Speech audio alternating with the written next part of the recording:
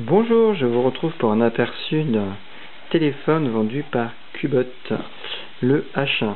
Alors on voit déjà la présentation impeccable, parce que dans le plastique déjà, il est au logo.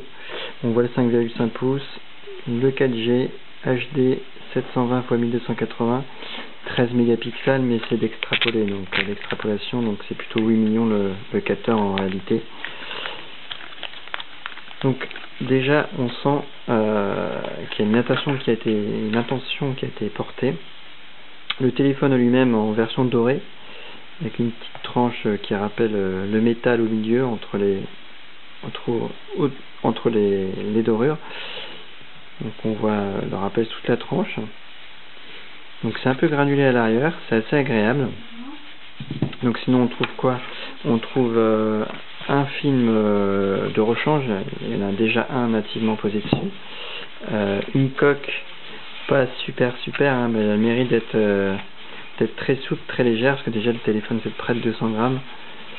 Un guide de démarrage rapide, mais qu'en anglais. On a également à l'intérieur le chargeur, 2 ampères. Et on a le câble USB, micro USB pour la recharge et pour les transferts, et également un câble OTG. Mais on n'a pas de kit main libre par contre. Donc le téléphone lui-même, voilà, très beau. Donc là on est sur les photos, donc photos comme toujours on va dire là on est sur la fin du low cost entre guillemets et début du milieu de gamme. L'appareil photo est toujours pas extraordinaire, il fait des photos en 10x15, ça suffira. Et puis dès qu'il y a un peu moins de lumière, on peine un peu. Donc on a le téléphone qui a les icônes nativement assez vifs, c'est assez coloré. On est évidemment en Lollipop 5.1, donc ça c'est plutôt bien, avec une version mise à jour le 27 octobre 2015. Donc les jeux tournent parfaitement bien, même si on est que sur un quad-core 1 GHz, mais pas de souci, même pour des jeux de voiture.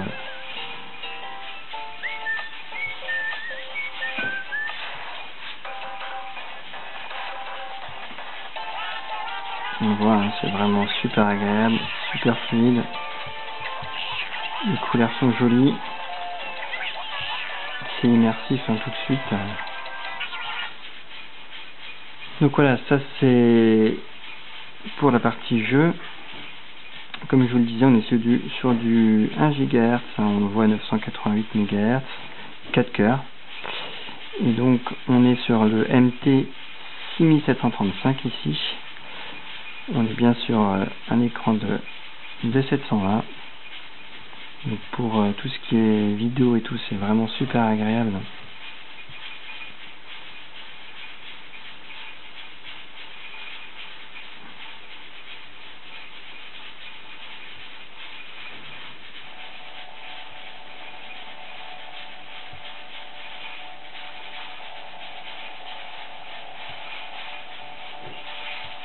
La qualité, voilà, le 720.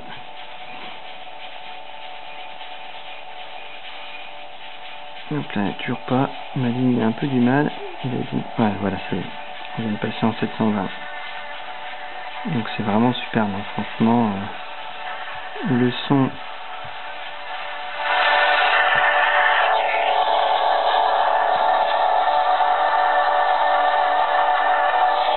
Pour les angles de vision, impeccable.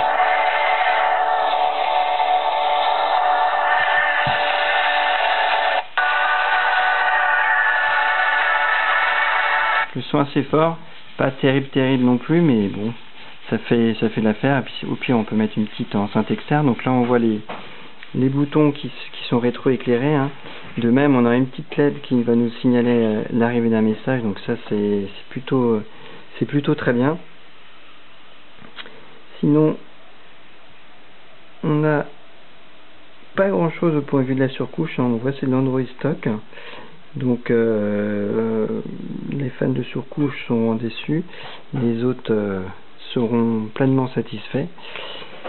Donc vraiment un très bon téléphone, un 4G qui fait bien le travail, qui est agréable, il est très fonctionnel, très rapide, hein. On voit internet aussi, hop, on peut aller sur des articles, on voit que ça,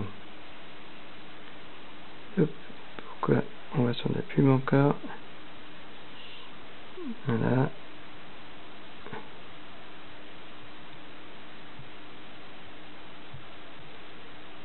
Donc ça réagit très bien, il n'y a aucun souci, hein.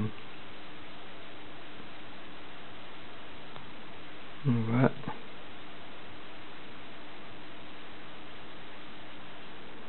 C'est fluide, c'est agréable, les caractères sont bien nets, même si on n'est évidemment pas sur du Full HD, mais c'est quand même très agréable.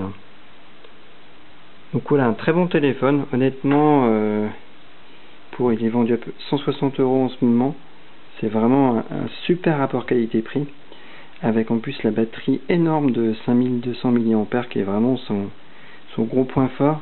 Alors ça l'alourdit, hein, 200 grammes, mais alors c'est agréable de ne pas être sans arrêt en train de regarder son icône de batterie, et on tient plus de 12 heures en vidéo, 12h30 en vidéo selon mes tests. C'est juste énorme, quoi. Voilà ce qu'on peut dire en quelques mots de ce smartphone. Merci pour votre attention et salutations geeks.